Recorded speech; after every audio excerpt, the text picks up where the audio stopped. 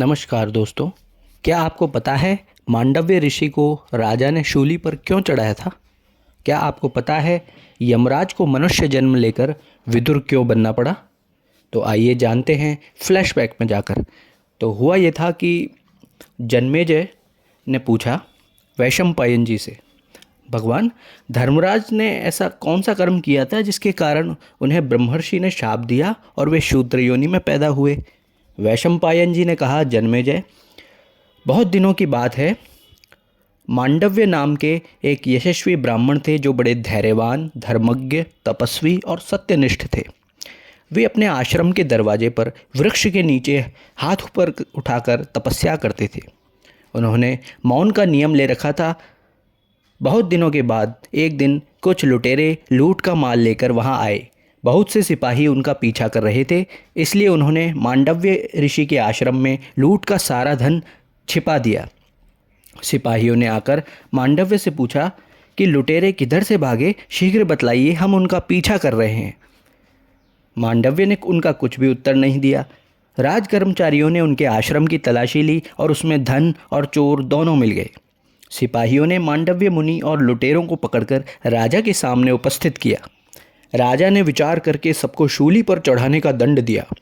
मांडव्य मुनि शूली पर चढ़ा दिए गए। बहुत दिन बीत जाने पर बिना कुछ खाए पिए वे शूली पर बैठे रहे। उनकी मृत्यु नहीं हुई। उन्होंने अपने प्राण छोड़े नहीं। वहीं बहुत से ऋषियों को निमंत्रित किया। ऋषियों ने रात्रि के समय पक्षियों के रूप में आकर दुख प्रकट किया और पूछा कि आपने ऐसा कौन सा अपराध किया था? मांडव्य ने कहा, मैं किसे दोषी बनाऊं? यह मेरे ही अपराध का फल है। पहरेदारों ने देखा कि ऋषि को शूली पर चढ़ाए बहुत दिन हो गए, परंतु ये मरे नहीं। उन्होंने जाकर अपने राजा से निवेदन किया। राजा ने मांडव्य मुनि के पास आकर प्रार्थना की, मैंने अज्ञानवश आपका बड़ा अपराध किया है, आप मुझे क्षमा कीजिए, मुझ पर प्रसन्न होइए। मांडव्य ने राजा पर कृपा की, उन्हें क्षमा कर दिया। वे शूली पर से उतारे गए। जब बहुत उपाय करने पर भी शूल उनके शरीर से नहीं निकल सका, तब वह काट दिया गया। गड़े हुए शूल के साथ ही उन्होंने तपस्या की और दुर्लभ लोक प्राप्त किए। तब से उनका नाम अणि मांडव्य पड़ गया। महर्षि मांडव्य ने धर्मराज की सभा में जाकर पूछा कि मैंने अनजान में ऐसा कौन सा पाप किया था जिसका यह फल मिला? जल्दी बतलाओ, नहीं तो मेरी तपस्या का बल देखो। धर्मराज ने कहा, आपने एक छोटे से पतिंगे की पूंछ में सींग गड़ा दी थी, उसी का यह फल है। जैसे थोड़े से दान का अनेक गुना फल मिलता है, वैसे ही थोड़े से अधर्म का भी कई गुना फल मिलता है। अणि मांडव्य ने पूछा कि ऐसा मैंने कब किया था? धर्मराज ने कहा, बचपन में। इस पर अणि मांडव्य बोले, बालक 12 वर्ष की अवस्था तक जो कुछ करता है उससे अधर्म नहीं होता, क्योंकि उसे धर्म अधर्म का ज्ञान नहीं रहता। तुमने छोटे अपराध का बड़ा दंड दिया है। तुम्हें मालूम होना चाहिए कि समस्त प्राणियों के वध की अपेक्षा ब्राह्मण का वध बड़ा है, इसलिए तुम्हें शूद्र योनि में जन्म लेकर मनुष्य बनना पड़ेगा।